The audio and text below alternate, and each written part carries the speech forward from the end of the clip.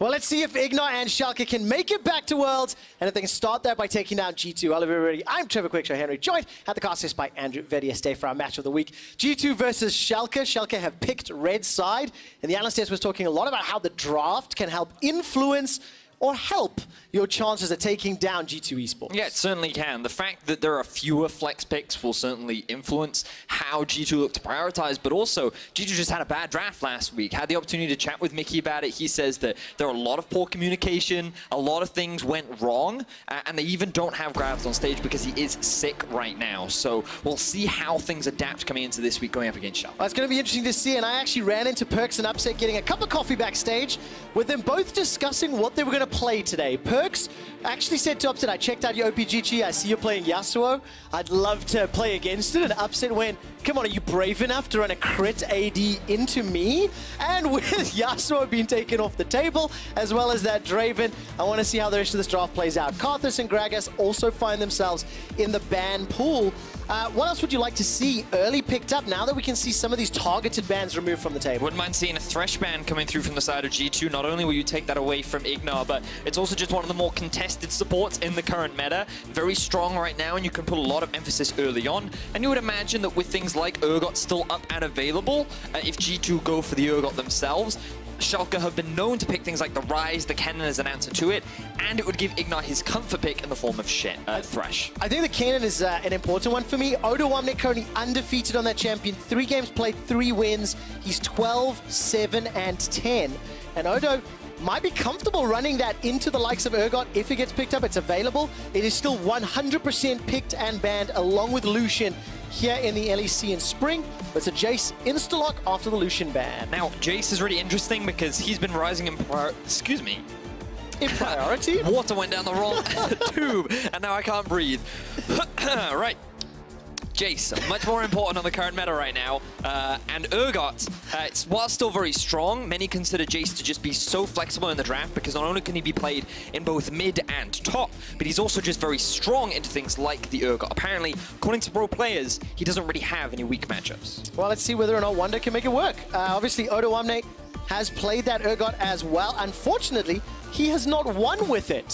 So I want to see how that plays out. Of course, Vedius will rejoin us in a moment after he's used the comp button this time. I can breathe. We have the technology, Vedius. But I like seeing Upset's Ezreal. In my mind, the best Ezreal in EU.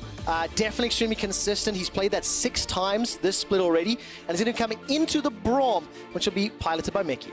Ooh, a lot of strong picks have also kind of made their way through the draft as well. You can see both the Cassio and the Zed hovers. Now, the thing about Cassio is she did receive some nerfs on patch 9.3, so teams consider her to be less powerful or lower down on the priority list, but I think that given Abadagi has had so much success on the Lissandra in the past, there's no reason to shy away from it.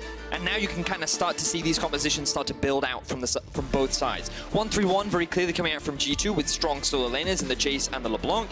Meanwhile, Schalke definitely geared more towards the team fighting, Urgot acting as an effective front line. You have very strong scaling from the side of Ezreal and fairly consistent damage, and also Lissandra just providing a wealth of utility.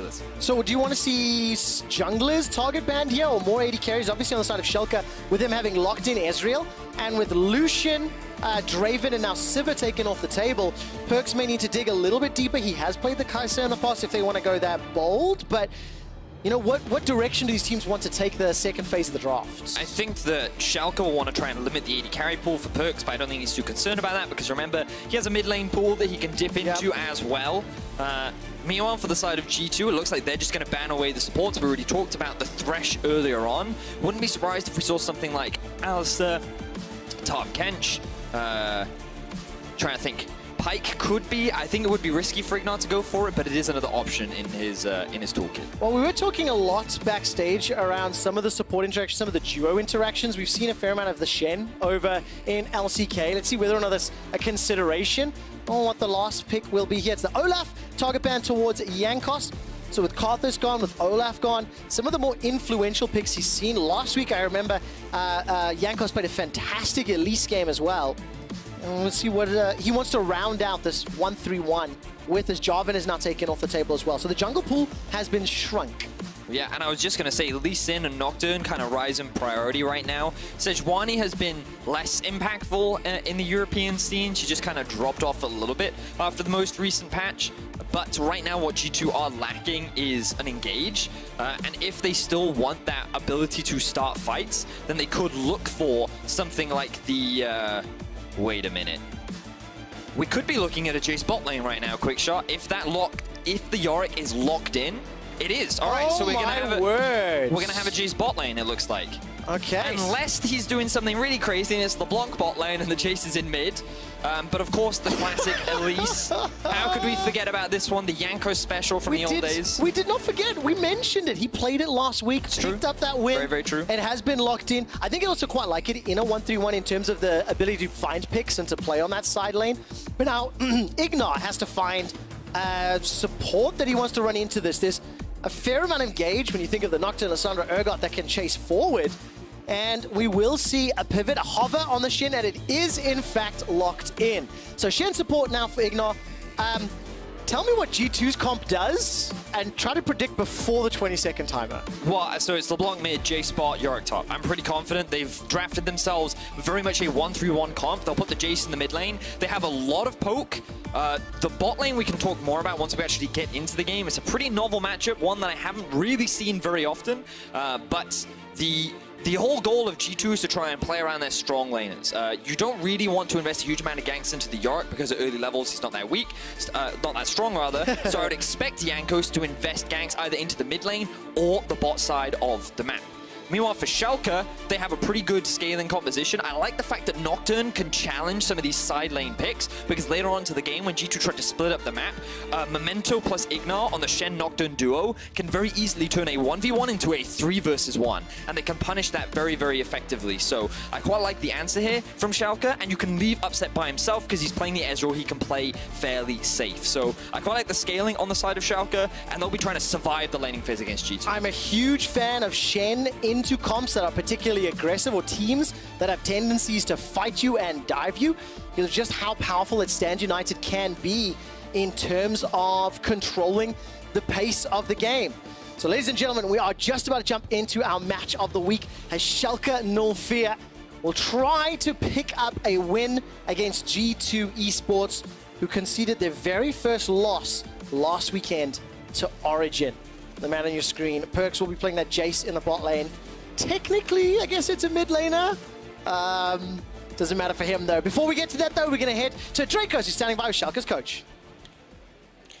Thank you, gentlemen. Now, Dylan, of course, G2 continue to throw curveballs in the draft, but beating them in draft was crucial for Origin's success when we saw their first loss. Do you feel like Schalke has gotten the edge today? So we definitely knew from the get-go that Jace was a flex pick and could possibly go AD carry, so that's not too surprising to us. I think we got a good situation for our mid laner and jungle, which is great, but they do have some strong lanes in top and bot, so we'll see. All right, we're going to have to find out how that one unfolds. Back to you guys at the desk. Thank you very much, Dracos, and welcome back to the match of the week. We can already see Caps getting a little bit of trading into Ignar. There's a little bit of shenanigans starting around the map. And a very different look team composition here for G2 Esports. Not quite what I was expecting. But you know what? I should expect something different, because this is a team that likes to surprise us in the draw. Yeah, they certainly do. Jace bot lane, we've kind of seen littered throughout the years. Most recently, we have seen it a couple times in the bot lane. I'm almost certain we've seen it in the LPL. We've also seen it at the World Championship a few years ago. Yeah, that was the one I was thinking of. Very well. Yeah, the EDG versus Fnatic quarterfinal, where Deft played it up against Reckless. Yeah, it definitely wasn't as successful as they would have liked. Fun fact, it was running TP back then as well, ahead of the times. But perks on this Jace. You'll notice that he is running the Airy. This will help a lot with his poke, and it definitely makes the pushing matchup that much easier for him. And what you'll notice is that every time Upset and Ignar try to approach the wave, they do outrange the Jace, which means that it shouldn't actually be that easy for Perks to immediately just constantly keep that shove going. Okay, so if we keep our eyes on this matchup, Upset and Ignar playing the slightly more traditional team composition, or duo, we should say. A little bit of a race to level 2. Ignar stepping very far forward and will take a couple shots. Of course, that Braum passive will be very, very influential. When I look at the rest of the minimap, obviously Abadage at early levels is pushing into Caps, and for the time being, Odo and Wonder trading fairly evenly up in the top lane. So outside of, you know, the Yorick is interesting, the Jace is interesting, so there's a lot of like split decision making on where Memento and Jankos, they need to try to find some advantages for their teams. So for Memento, I don't think his early goal is to really try and snowball any lane. He's going to wait for that level 6 mark, and I think that his goal should be to try and counter-gank Jankos, because the thing about Elise is very early game focused champion. She's very much about trying to snowball her laners and trying to be ahead of the enemy jungler herself. So the best lanes in order for her to find that early success is in the bot lane and in the mid lane, because you have the Braum setup and you have the LeBlanc setup, and you can already see warding coming out from Schalke to prepare for this. Bot lane ward, there's also the River Scuttle that's been secured. Schalke have full knowledge of where Jankos is. Jankos, the ward is just going to expire, so the debris falls underneath his feet. He'll be aware that he's been spotted. Memento was able to get that Scuttle Crab and back away, but while Memento's on the Sentinel, we'll be able to pick that one up. Actually even uses the Spell Shield to block that volatile Spiderling. And that's a decent enough start for Schalke. Good ward, good understanding of where Jankos could be going. And they played with respect, of course, because Jankos was spotted at bottom. Odo feels very comfortable shoving this wave in, and it's something you and I have spoken a fair amount about coming into this week. Videos was about how pushing lanes and having control in the lanes can help you out at different stages. Yeah, and I wanted to talk a little bit more about the mid lane matchup in particular, because what you'll notice is that typically when it comes to champions like LeBlanc, they actually have pressure because they have kill pressure, so they'll actually have a lot of ability to just jump on top of your face and try and go for those aggressive trades. Meanwhile, the problem is that at early levels, Lissandra actually has a lot more wave clear, which means that she typically has more push, but we don't have time for that because we've got to look back to top. All right, where's the Cocoon? Will connect. Disdain gets a little bit of CC, but there's just not enough damage to get into Odoamne, who had the flash inside that Dark Procession, so he's able to escape with his life for now. Yeah, so the thing about the top lane, I'm a little surprised the Jankos would actually go for that kind of a play, because one of the difficulties of trying to gank Yorick lane is he really doesn't have that much damage in the early game. A lot of his damage is very reliant on the number of ghouls that he has, and those ghouls, the more spawn and they get stronger, the more levels that he has. So by only being level 4, he really doesn't offer a lot, meaning that trying to snowball that in the early game really doesn't offer a huge amount of value. Not right now, and of course some small CS advantages for nearly everybody on the side of Schalke is to build them up a 600 gold lead. You know, obviously there is available gold and experience on the map here for Schalke 04 for G2 Esports rather, to pick up. And of course, once Caps and Jankos hit level 6, or rather get the ability to use LeBlanc's level 6 a little more effectively, that's when Jankos' tower dives and threat in those side lanes becomes so much more impactful. So we've got to keep our eyes right now on what Memento is up to, because notice again, he's just setting up vision, he's been spending his time farming, wants to try and track where Jankos is and try and mitigate his early snowball. He's already level 5 and has a 10 CS advantage over Jankos, which means that he's doing a good job right now of mitigating any kind of early pressure. Yeah, really good job, and that's so important when Jankos is on this stronger early game jungler as well, with the amount of influence.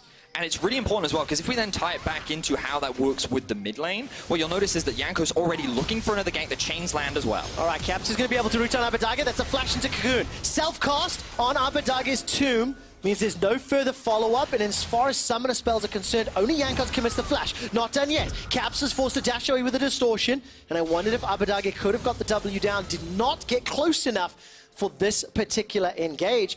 And so much credit to Memento. In the Match of the Week video that led up to this, there was discussion around how G2 felt they had to control Memento. They had to use Jankos to do it, and Jankos' early game impact has just not been there yet. But there is a lot of time. The chains interrupt Abadage. He's got no self-cast. And with the help of Perks, just as I'm trying to flame Jankos, he picks up first blood. And Abadage chose to use his E rather than the flash. He did not expect the Cocoon to come out of nowhere. I believe he didn't quite have vision of Jankos coming up through the river, and he certainly wasn't expecting Perks to be there as well. So, well, they did in fact actually have full vision of it, but he wasn't able to react in time. So I feel like that not using the flash was a big disrespect play there from the side of Schalke. Oh man, so well played by Jankos. I literally was just about to set that up. Now, underneath this outer turret in the bottom lane, it's a little bit of pressure. Stand United is getting closer for Ignor, but Memento was waiting in the wings. If any sort of skirmishes had broken out, then they absolutely could have gone in for the initiation, but it didn't work out this time around. And Schalke 04, they still maintain parity as far as gold is concerned, but first blood to Perks on his bot lane Jace, and he picked up the Serrated Dirk as well, which is just going to help him out so much. So yeah, here we have Perks just coming out of the bush. They're in full knowledge of where he is. Abadage chooses to use it. He should just flash at this point. Yeah, he doesn't get out of the range of the chains as well. But I like the fact that Perks actually moved up to try and help his jungler there. He recognized that he couldn't do much in the bot side of the map, and trying to push by himself was very dangerous, especially against the Shen lane. So the fact that they're able to find this, and you know, we talked a little bit about Jankos. His early game impact has been one of the strongest in the league. We talked a little bit about it last week, where he reminded me very much of his old First Blood King days, where even though he's not that involved in as many First Bloods as he is now, as he was back then, he's very involved in a lot of the early game action. He gets a lot of early kills for his team, and even though a lot of the discussion has been around the success of Caps and Perks, Jankos has been the largest facilitator for this team for where all those kills come from. It's absolutely beautiful, and the man that they killed is also a man that has kind of gotten away with a little bit of murder in recent weeks, Vedius. Abadage has some of the highest solo deaths, or highest deaths at 15 in the entire league. He's died 12 times over the last 10 games. This is now 13. It's a significant amount of early game deaths, which is something that can be extremely problematic when teams start to learn that and they can pick on those tendencies.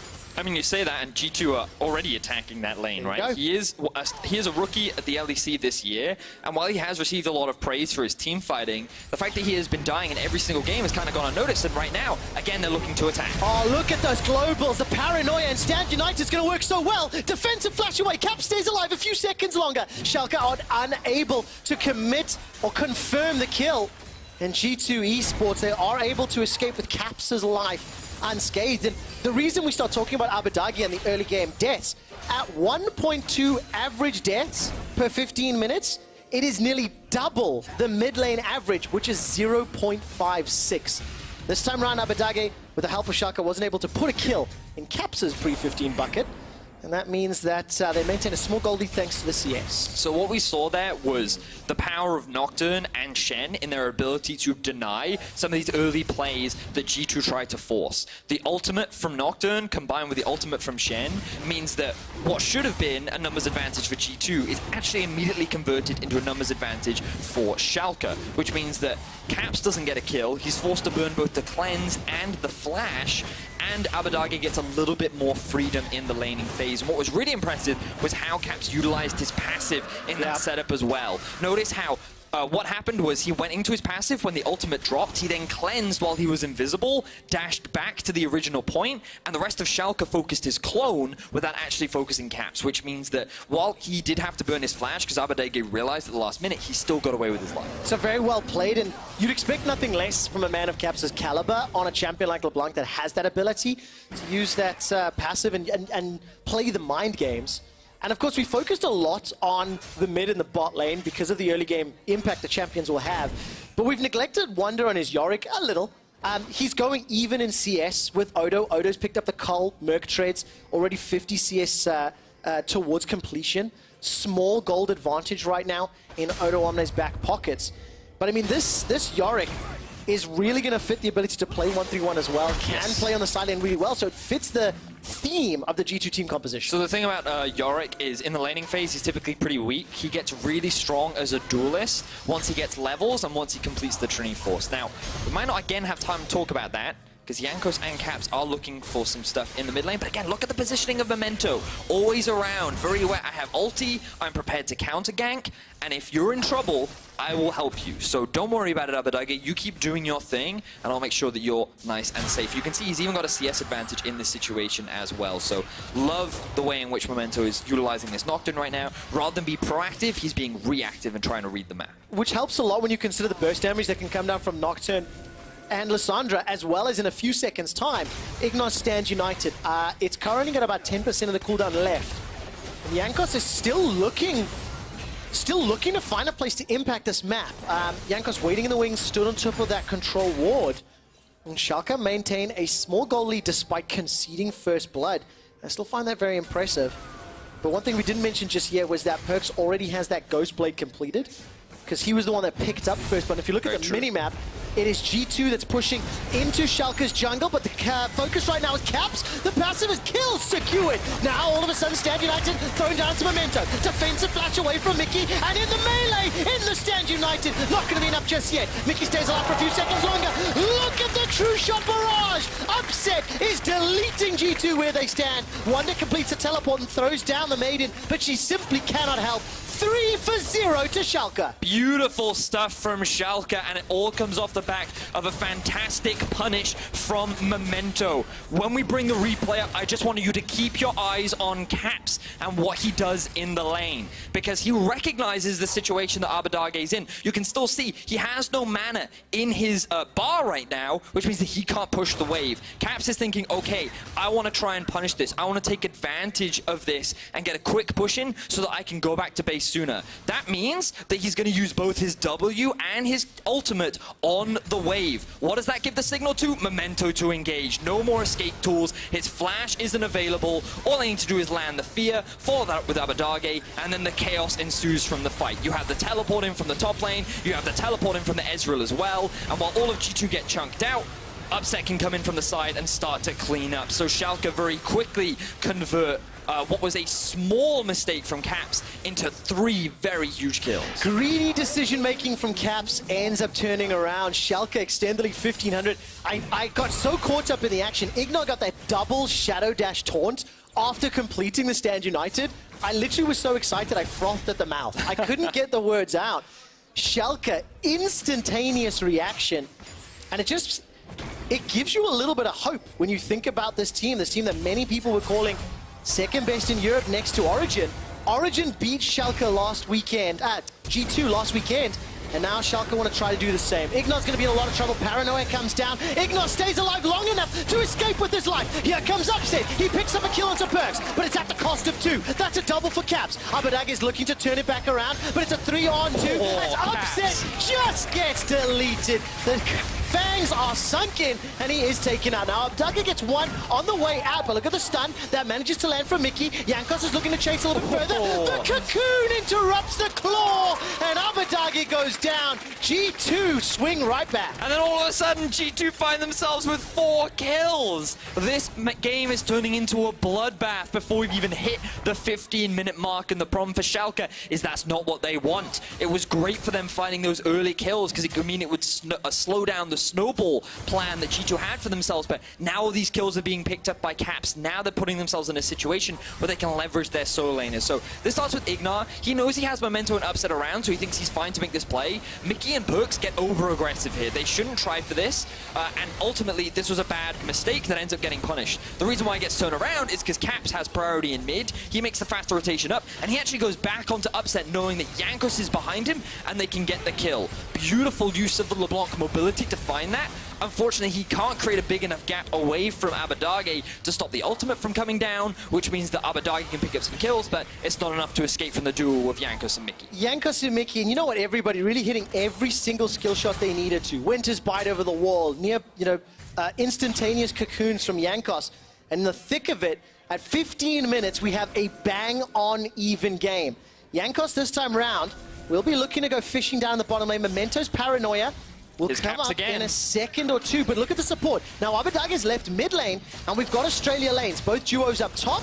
And Odo is going to try to defend this tower. Paranoia as well as Stand United, mean Ignor and Memento are diving into the back line. The hourglass is used, but the tower has now fallen. Jankos just gets killed, but it's in trade for Memento's life. Odo's running for his life as he's trying to stay into safety. Caps is running him down. Abadage is in trouble as Wonder's trying to chase him out. Caps looks for the distort, looks for the Sigil of Malice, gets the chains, not done yet. There goes the ghouls, and Wonder sends Abadage packing. Ignor and Upset were interrupted. I think the Stand United may have been interrupted, in fact, as Schalke are trying to defend the top tower. And now Schalke are buying into the chaos, and they need to sell right now, because this is where G2 thrive. Caps is just roaming around the map, finding pick after pick. He's completed his first major item in the Luden's Echo, and he is punishing every time Schalke go for this skirmish. The actual play itself looked pretty promising for Schalke initially, but they got outplayed. G2 find themselves more kills, and now again Caps is on the road. Look at this, Caps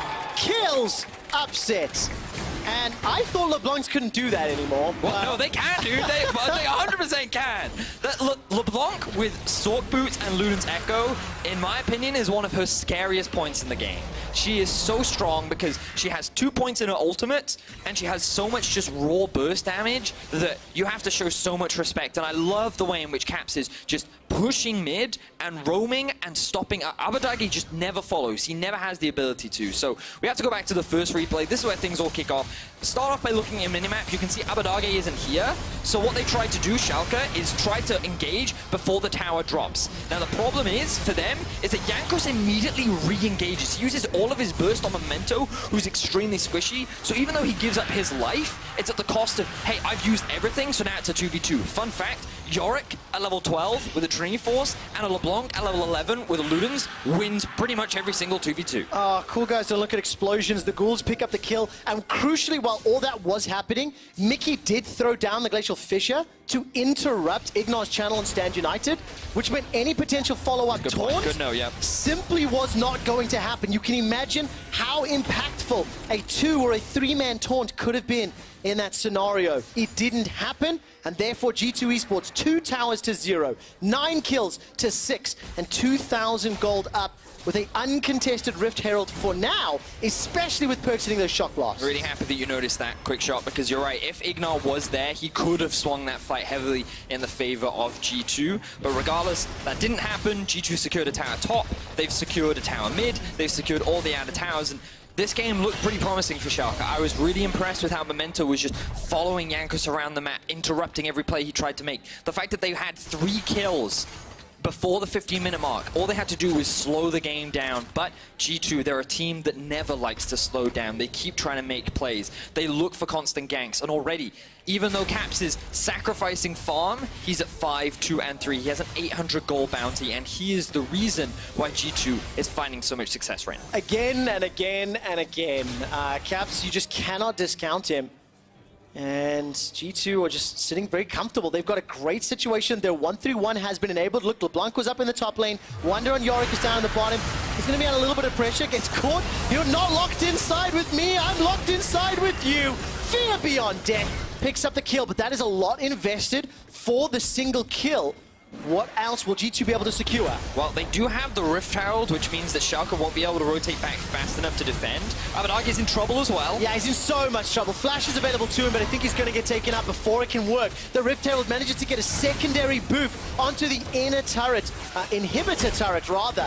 And yes, Schalke used their abilities to get a kill in the bottom lane, but it's at the cost of their mid laner's life, their mid tower, and 50% of the inhib as well. Yeah, that was a big mistake there from Abadargi. He got caught out by the chains. He didn't have the flash available to him, and I feel like he has an over-reliance on this E because twice now it has failed him and allowed G2 to extend their advantage. Ooh, take a look at that. Caps looking for upset in the back. Caps actually used his flash to respect the burst damage. Not only did Caps insta-gib him earlier, but now Caps has an Oblivion Orb as well, which he didn't have last time. 9 stacks on his Dark Seal as well. Unbelievable. I mean, Caps is just terrifying.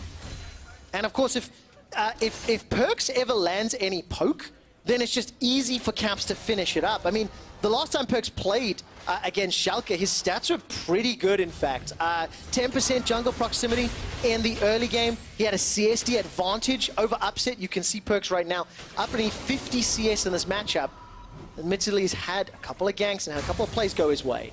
And it's been a really interesting game in terms of how things have played out, because we kind of saw what we expected from G2, which is Jankos playing very much more around the mid lane. He had the option of potentially playing around bot lane as well, but instead just focused on the mid lane, and we even saw Perks roam up too to try and help Caps. And I think the whole early game plan for G2 has just been try and get Caps ahead. You know what he can do on highly mechanically intensive champions, and I think that he's demonstrating it once again, that when you put a carry in this man's hands and you actively play around him, you're almost guaranteed success. And this is exactly what G2's comp wanted to do, right? They have the strings to take the lead, you know, in the 1 to 2 item mark. Schalke, they're down 4,000 gold, but they do have the ability to kill crucial targets when you combo up all the abilities.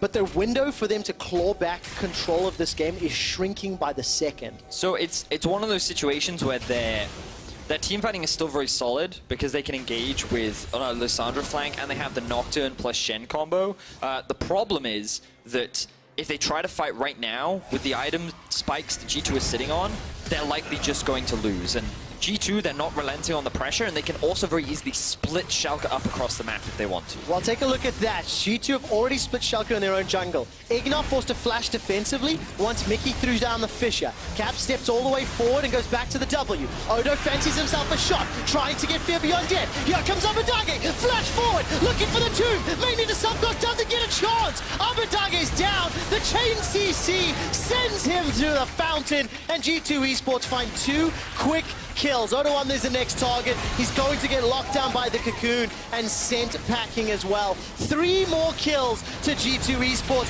and they're looking at the Nexus. Yeah, G2 might look to try and end the game 22.5 minutes in. But that loss to Origin looks like it did not dent them at all, as Schalke will likely fall. Oh, absolutely nothing that Schalke can do right now. G2 Esports looking for more kills underneath the fountain, may not be able to pick it up. You know what? It's not even needed. The Nexus goes down, and G2 defeats Schalke.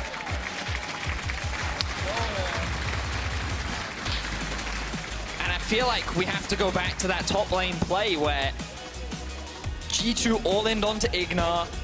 It then turned into a crazy brawl. But most importantly, Caps picks up a bunch of kills. He gets 2 kills, Jankos grabs himself a kill as well.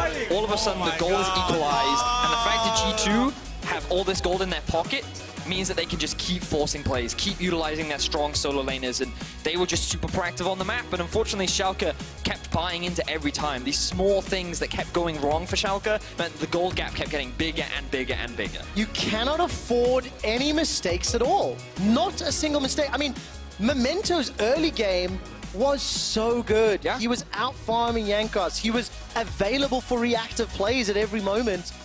But unfortunately, 2 skirmishes at like 14 minutes just felt like it gave Caps the item lead. That was enough to finish the game.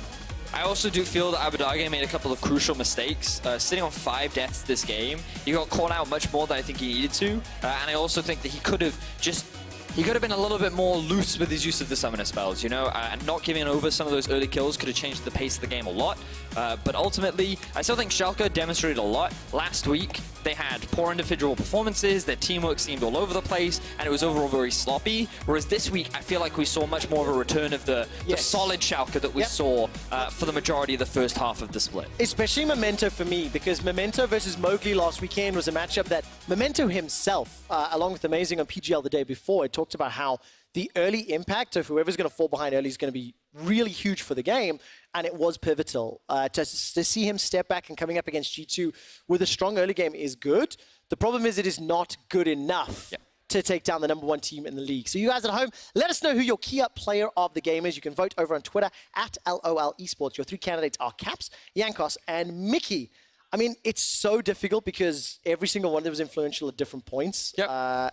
I mean, it's Caps, though. The obvious one is going to be Caps. I think maybe I'd be voting for Jankos because I'm just a fan of Elise. Anyways, you guys at home, if you actually want to watch the best teams here in the LEC fighting for the title, the Spring Split in Rotterdam on the 13th and 14th of April, you can go get your tickets right now at eu.lolesports.com/Rotterdam. Dracos is standing by with Caps. Let's see what he has to say. Thank you very much, gentlemen. I am joined by Caps. Now, Caps, G2, once again, continuing to pull out interesting picks here in the draft. Yorick showing its face once again in the LEC. You've got Jace in the bottom lane. Talk to me a little bit about what you guys were going for with this composition. So, I mean, we just went for like some of the power picks. We just thought a lot of the champions were really strong. And there's been a lot of Yorick in like NA and EU, but that's performing really well.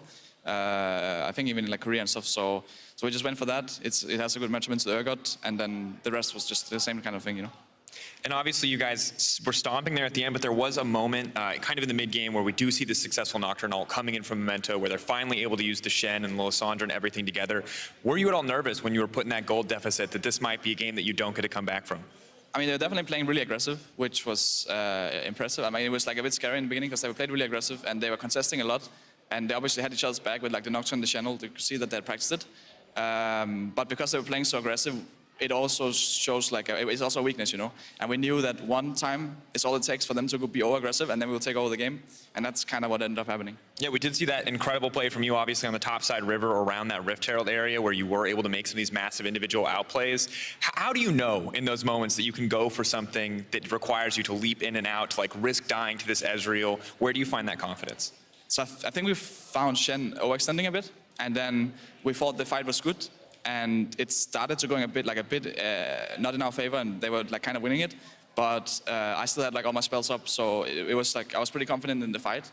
And obviously we won it. We still had people that were not coming yet. So while it looked like they were kind of winning it, we still had a lot of people who hadn't done anything yet. And once we got those people to start doing things, then we won it. Yeah, obviously took over the game, kept the pace up, and closed it out. Congrats on your win with Schalke today. Now we're going to send it back over to the desk with Shox and the rest of the crew. Thank you very much, Drakos. Yeah, honestly, I thought it would be a more hotly contested game, but in the end, it seemed pretty easy peasy lemon squeezy for G2 after maybe a tricky early game. Now, I want to take a look at the picks and bans in the context of what we talked about before the game. Just to summarize, we talked about the two ways that you can attack G2 with, right? You can or take a scaling composition, choose your moment to fight in the mid or the late game and win the game from there, or you can go toe-to-toe with them with strong lane matchups. In this case, I feel like Schalke wanted to scale, but then didn't themselves give themselves the best position to scale. Is that correct? I'm going to say it's a pretty soft yes. I do like the fact that they had the Nocturne and the Shen, and just like Caps just said in that interview, it was very clear that Schalke had practiced this maneuver. What I love about Nocturne and Shen as champions that Verius mentioned on cast is how well they work with teams that are very over-eager, very aggressive, because they can very quickly turn counter engages back into their favor, which is where a lot of this game started. Yeah, the problem is when you have Nocturne and Sen, and actually they use both ultimates and you don't get a kill from that.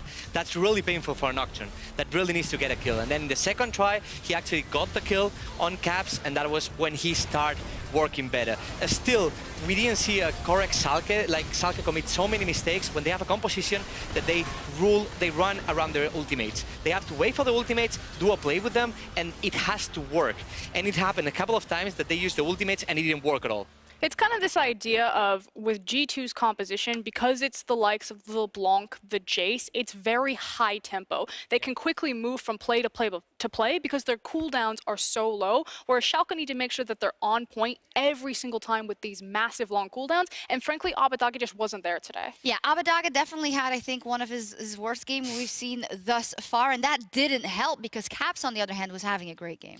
Caps actually had a good game, especially after his rough start. Because after the start, we saw how he got killed by Memento, 1v1 pretty much. And at that point, it should be Schalke game. Like, they should control the game completely, but they start playing on G2 playstyle. They start playing like long team fights, a lot of team fights when they're not looking for that. They should look just for Nocturne and Sen ultimate to make the play. Well, let's take a look at some of those moments because I think we all felt like, okay, Schalke is in this game. Schalke has tools to work with. But then time again, fights like this transpired. Yeah, I have no idea what is Ignar doing here.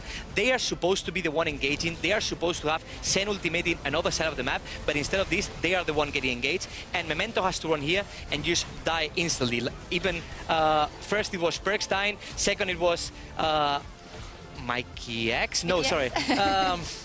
It was Ignar dying, yeah. And then this team fight started. And this fight was so bad for Schalke because you're giving kills to Caps and you're giving kills to Jankos. And in the moment, two early champions like this get the kills, they kind of start rolling over. And that's the thing. When you look at G2's composition, we talked about how it's so high tempo. It also plays a 1-3-1 so well. When you have a LeBlanc and you have a York, your win condition there, Schalke, is do not give Caps any kills. Forget that it's Caps. Don't give LeBlanc any kills. But once she's, 5-2 after that fight, I believe got a shutdown bonus as well. Yep. Like, there was no stopping Caps. We barely talked about the Yorick, by the way. I know that we talked so much about the possible flexes and the depth of the champion pool on both sides. Wonder showing yet another tool they have in their kit. What do we make of it overall? I mean, Jace was one of the picks that they had flexed between the mid and the top lane, but now G2, again, they throw out the trump card. Now, it flexes down into the bottom lane. Yeah. So they're still doing the same old G2 thing where they use flex picks as a priority pick so they can sculpt a winning matchup somewhere on the map.